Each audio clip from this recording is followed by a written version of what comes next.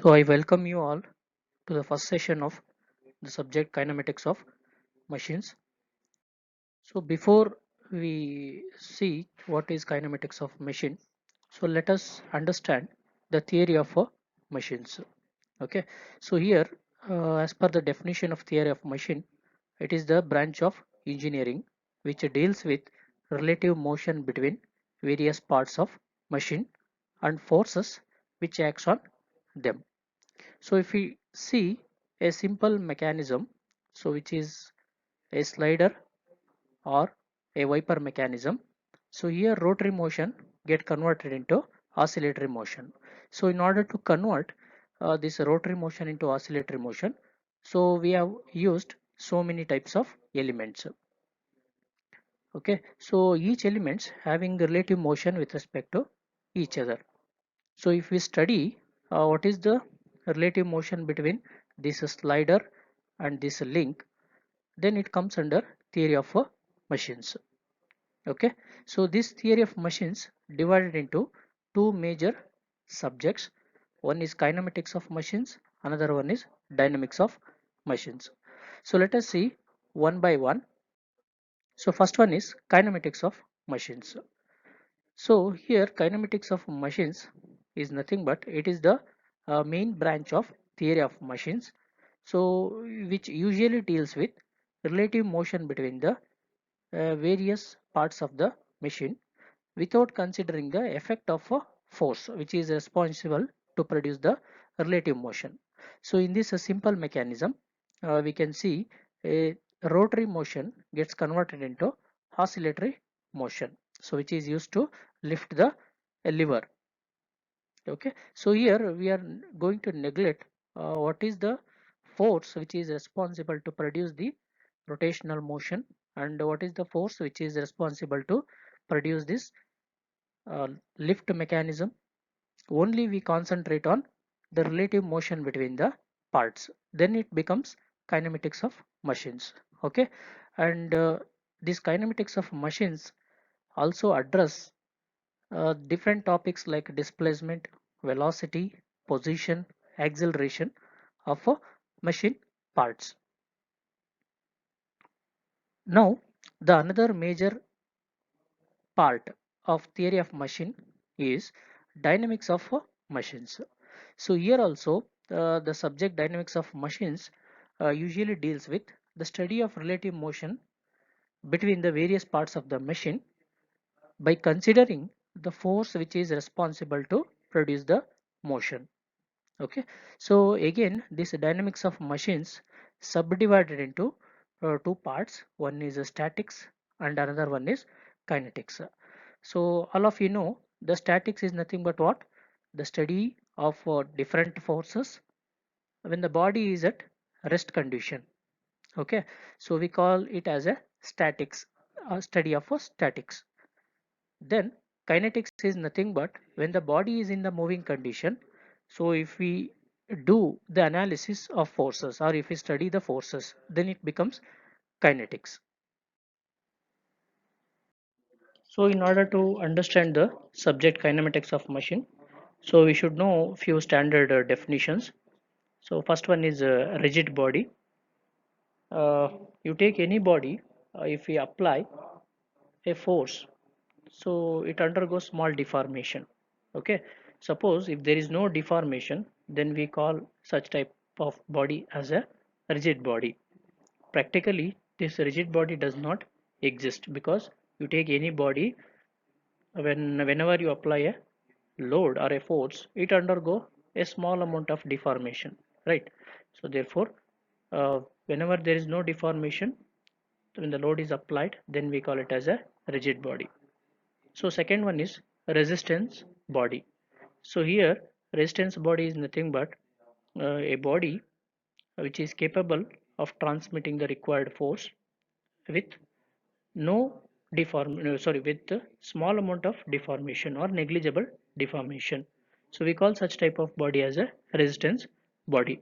So if we take the example of a connecting rod, okay, so whenever there is a load applied on it due to the combustion of fuel and air mixture takes place in the piston and the cylinder chamber, uh, there is a small amount of deformation which takes place in the connecting rod, which is usually negligible one. Okay, we call such type of a body as a resistance body. So in this simple mechanism also, you can see yellow color spherical balls, they are moving on the slot, and this red color fork is applying a load. So because of the load which is acting on the fork and the ball, so they are having a relative motion between them, right? And they are having small amount of deformation due to the application of load. So we call it as a resistance body. So next one is structure. So with example I would like to explain this one. So first one is a railway bridge or a roof truss. So you might have seen a roof truss structure is like this, right? So therefore these are the individual elements or resistance or rigid bodies.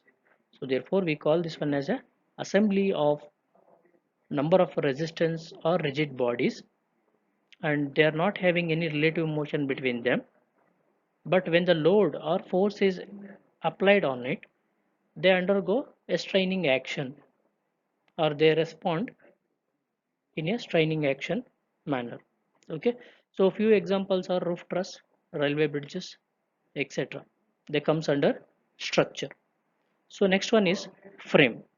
So what do you mean by frame? So frame is nothing but anything which supports the moving parts of a machine. Anything which supports the moving parts of a machine, we call it as a frame.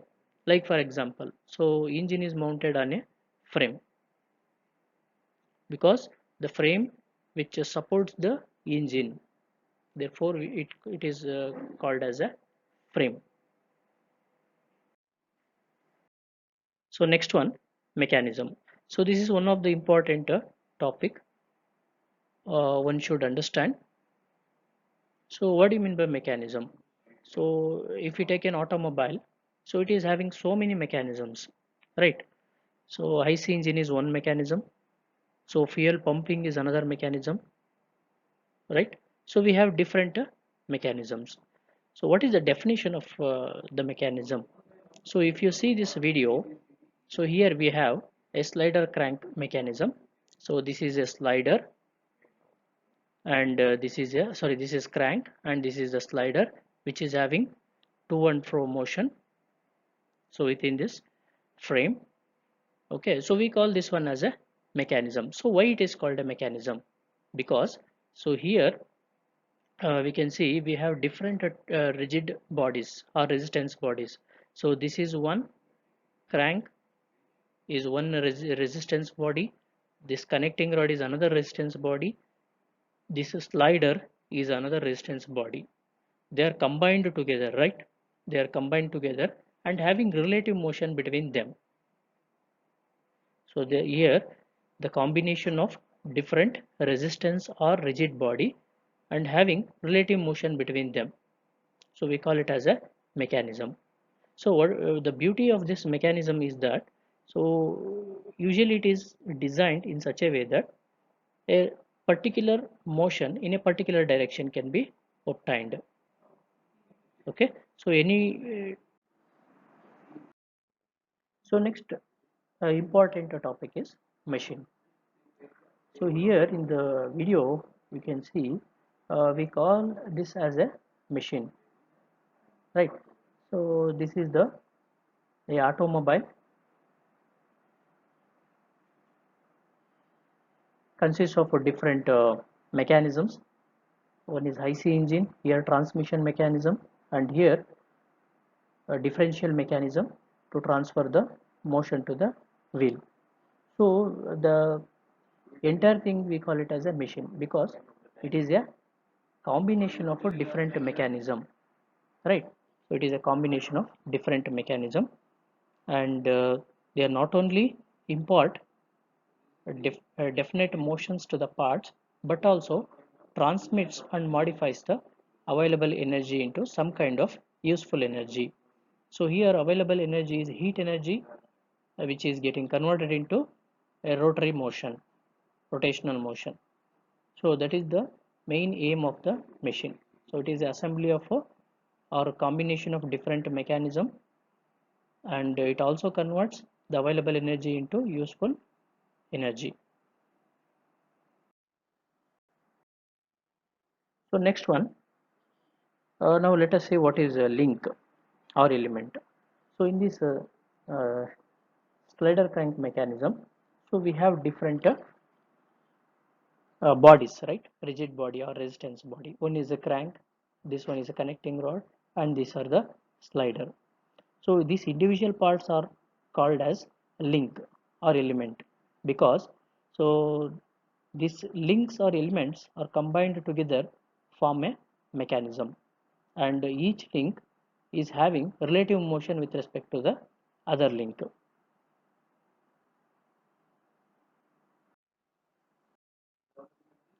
Now let us see the different types of link. So the first important type of a link is rigid link. So what do you mean by rigid link? So it is the link which does not undergo any appreciable deformation while transmitting the motion or the forces. Okay. A perfect rigid does not exist, because as I mentioned, uh, if there is any application of load, there is a small deformation or negligible deformation. As a deformation of a crank, connecting rod, etc., of crank and slider mechanism is not appreciable, they can be considered as a rigid link. Okay, so in this rigid link, so we have three important types. One is a binary link, second one is a ternary link, and third one is quaternary link. So what is binary link? So why it is called binary link? So if you see the end end position of the binary link, so using this binary link we can connect only two other links, therefore we call it as a binary link. So whereas in the ternary link, it is having three corner points at three end points. So using this ternary link we can connect three other links. So here one link we can connect, so here another one link we can connect, here also we can connect another link, therefore it is called a ternary link. So whereas in the quaternary link we can connect the four other links to it. Okay, so based on the requirement, we use this links, either binary link, ternary link, quaternary link. So coming to the second type of link, that is flexible link.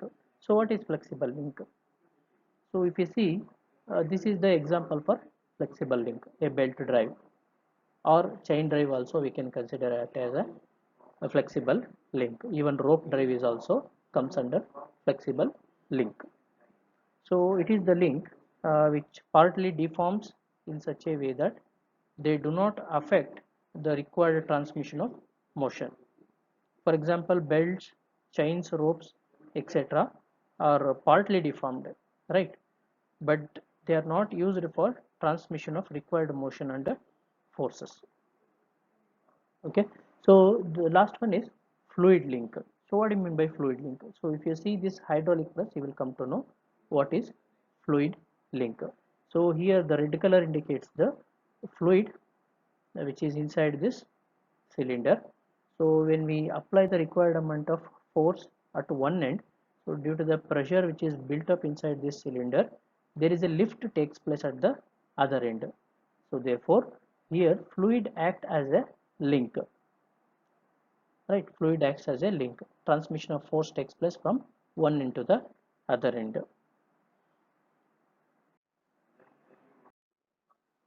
So next we have kinematic pairs.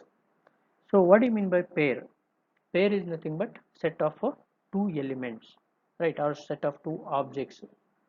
So in uh, mechanism or machines, what do you mean by kinematic pair? So a joint of two links having relative motion between them, right? So if we take the example of again a slider crank mechanism, so here we can see this link number one, that is a frame, so which is having a pairing with a crank, right, which is having pairing with crank at this point, so we call this one as kinematic pair. Similarly, this crank, that is link number 2, is having pairing with or a kinematic pair with link number 3, so we call this one as a kinematic pair. Okay, similarly, connecting rod and the slider is having pair at this point. Okay, so these are called the kinematic pair, joint of two links having relative motion. So if there is no relative motion between any of the assembled links, then we call it as a structure. It is not a mechanism or machine. Okay, so this kinematic pair uh, classified based on these three types. One is if it is having a relative motion, then what are the different types of kinematic pair? Then the type of contact it is having uh, with the pair, then what is the type of kinematic pair, then based on the mechanical constraint, then what are the different kinematic pair. Now let us see one by one. So based on the type of relative motion, so based on the type of relative motion, we have three types of kinematic pair. One is sliding pair, first one. Another one is a turning pair, sometimes we call it as a revolute pair, and third one is cylindrical pair. Okay, so first one is a sliding pair. It is also called as prismatic pair.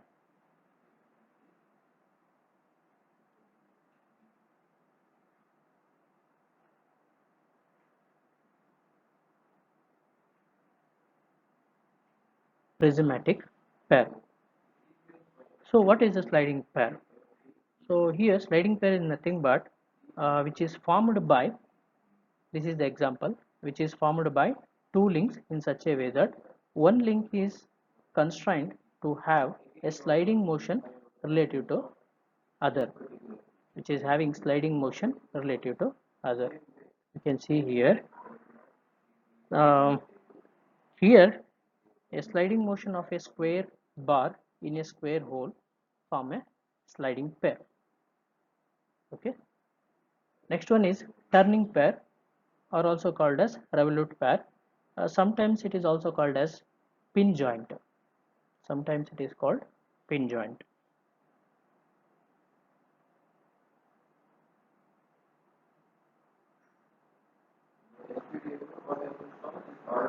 Okay, so here when the this is the example for turning pair. When the two links are connected in such a way that one link can turn or revolve about a fixed axis of another link, then the pair is known as turning pair or revolute pair. So one of the best example for this one is crankshaft and frame of a engine in case of a slider crank mechanism. In the previous slide we have explained. Another example is the rotary motion of the shaft. This is this one, the rotary motion of the shaft in a circular hole with a two collars forms a turning pair. So the here one collar, here another one collar, uh, it forms a turning pair. Okay, so last one is a cylindrical pair, or sometimes we call it as a rolling pair, cylindrical pair or rolling pair.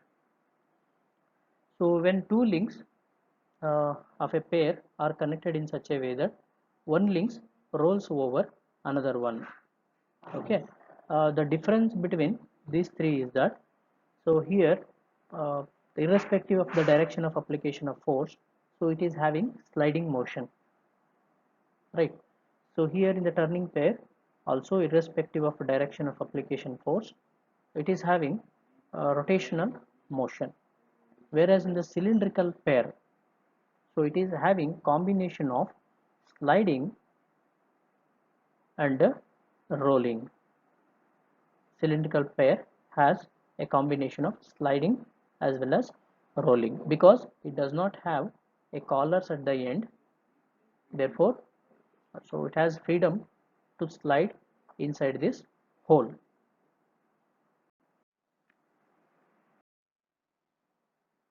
So next we have another type of a pair, that is a rolling pair. So what do you mean by rolling pair? So if we see these two examples, easily we can define the rolling pair. So when two links of a pair are connected in such a way that one link rolls over another one, which is fixed one, so we call it as a rolling pair. So for example, wheel rolling on a flat surface. So this is a flat surface. If the wheel rolls on this flat surface, we call it as a rolling pair. And ball and roller bearing is another example for rolling pair. And belt and pulley is another example for rolling pair. Toothed gears are the best example for this rolling pair. So here in belt and pulley, we can see the rolling on the belt and such a connection between belt surface and the pulley surface form a rolling pair. Okay, so next one is spherical pair. So best example for spherical pair is ball and a socket joint. So we use this mechanism or this pair in our automobile mirror. In bicycle or motorbike mirror, we use this type of pair, spherical pair. Okay, so this spherical pair is having 3 degrees of freedom. So it is having 3 degrees of freedom. So it is having rotation along x-axis. So this sphere or ball is having rotation along x-axis, and the same ball is having rotation along y-axis, and it is also having rotation along z-axis. Therefore, it is having 3 degrees of freedom. Okay, so it is also called as a globular pair.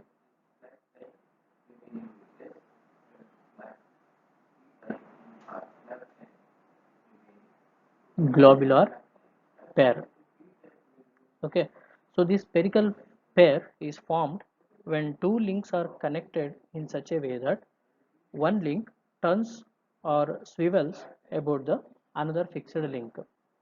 So this ball is turns or swivels about the fixed link socket. Okay, next one, we have helical pair or screw pair. So this is helical pair or screw pair. So here helical pair is formed when contact surfaces or screw threads. You can see screw threads here. Here screw threads is turns over or slides over the other element, which forms a screw pair. For example, a motion of a bolt in a fixed nut, machine wise, C clamp, etc. are the example for this screw pair. So next we have the according to the type of contact, two important, very important type of pairs. One is a lower pair and a higher pair. So in the problem, you need to find the degrees of freedom. You should be in a position to identify which is lower pair and which is higher pair. So here this comes under lower pair, whereas this comes under higher pair.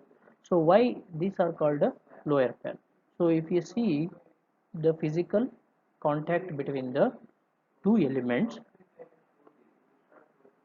you can easily define the lower pair. So they are having physical contact between the or surface contact between the two elements, right? So here this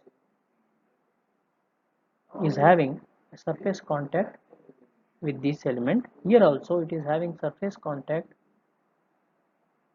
This shaft or roller is having surface contact with this hole, right?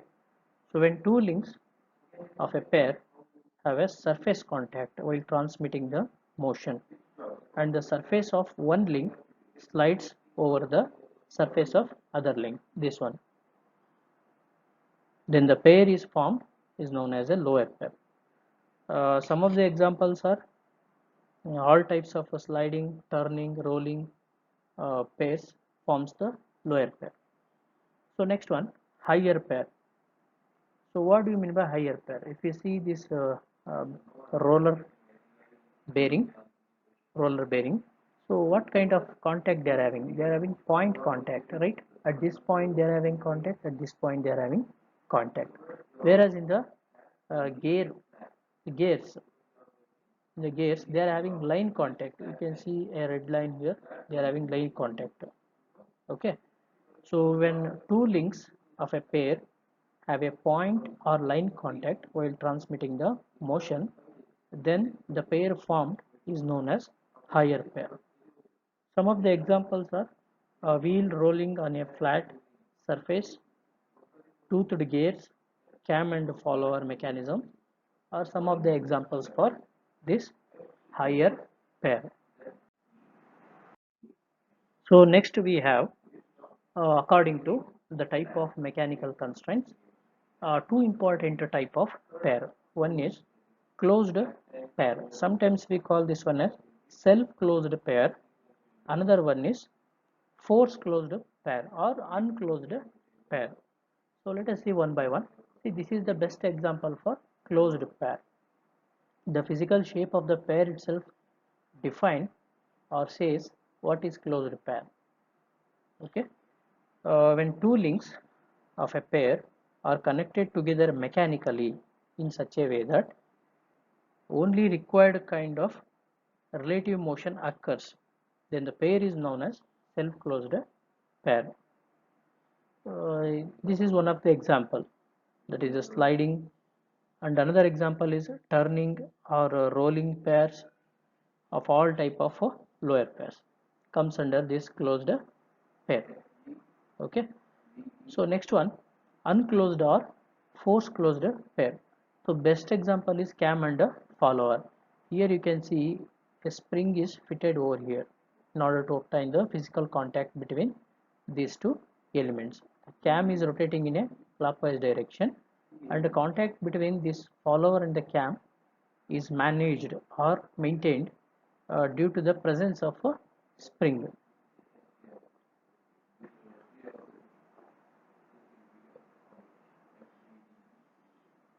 Okay, so we call such type of a pair as a force closed pair. So due to the in the physical structure, the pairing takes place is called as closed pair. So due to the presence of extra member to maintain the pairing, we call it as a force closed pair. Next one, so constrained motion. So what do you mean by constrained motion? So in kinematic pair, if one element has got only one definite motion related to the other, then the motion is called constrained motion. So as I explained in the first case, that is sliding motion, you can see irrespective of a direction of a application of load, only sliding takes place, right? Irrespective of direction of a application of force, only sliding takes place. Therefore we call this one as a completely constrained motion, this particular motion as a completely constrained motion. So whereas in the second case, so it is having pure rolling action or turning action in between these two elements, right? So irrespective of a direction of application of a force or load, so these two pair is having only turning motion. So we call such type of a pair as a completely constrained motion, or such type of motion as a completely constrained motion. Next one. So incompletely constrained motion. So what do you mean by incompletely constrained motion? So the best example is the cylindrical pair. Cylindrical pair. So when motion between two links can takes place in more than one direction, irrespective of a direction of application of load. So here this shaft is having both sliding as well as rotational motion, right? So we call such type of motion as a incompletely constrained motion. Okay. So next one, successfully constrained motion. So one of the best example is footstep bearing. So here this is the shaft, whereas this is the housing for the shaft. We call if the shaft is vertical direction, and housing is the housing which supports the vertical shaft, we call such type of bearing as a footstep bearing. So it is having rotation either clockwise or anti-clockwise direction. So because of this self load, there is a contact or the constraint takes place between these two elements. This is element 1 and this is element 2. Okay. So when the relative motion between elements or links is not completely constrained by itself, but by some other means, then the motion is called a successfully constrained motion. Here you can see the shaft in footstep bearing uh, may rotate in bearing, or it may move upward. So this is the case of incompletely constrained motion. But if the load is placed on the shaft to prevent the axial upward movement of the shaft, then the motion is said to be successfully constrained motion. Okay.